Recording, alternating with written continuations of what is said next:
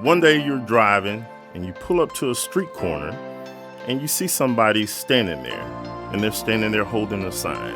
And on that sign it has some type of message saying they need some type of help. Do you help them or do you not? I want you to just kind of think of about that for a second. Same situation, you're driving down the road and there's two guys. You see their cars broke down. But if you look down the road just a little bit farther, there's a lady with two kids walking by a car that looks like it's broke down on the side of the road. Who do you help? Most people will say, oh, I'm gonna go down there and help the woman with the two kids.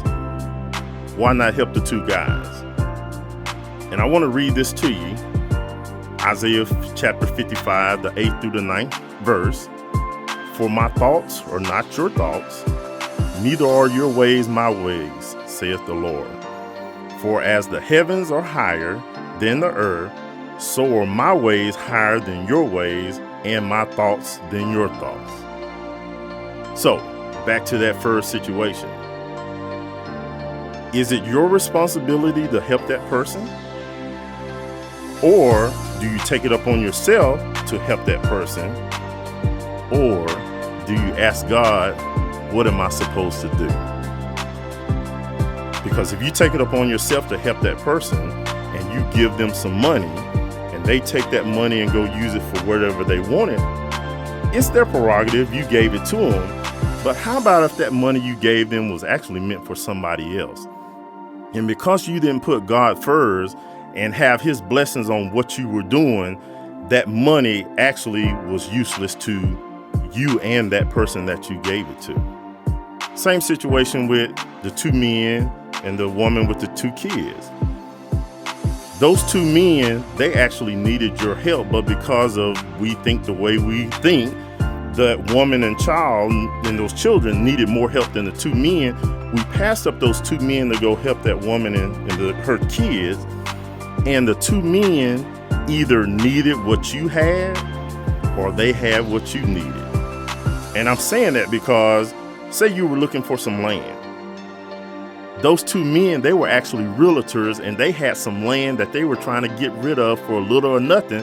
But because you didn't ask God first, who should you help or if you should stop or not, you went to the wrong person and you actually missed out on your blessing and they missed out on blessing you. So once again, put God first in everything that you do. You have somebody, look, they owe you about $500. Been owing you that for about a year. Your cell phone rings and you see it's that person. First thing in your mind, man, I'm not answering that phone. So you take the phone, you kind of throw it to the side and you start hearing a voice. Hello? Hello? You look over at the phone. Look, you didn't answer the phone.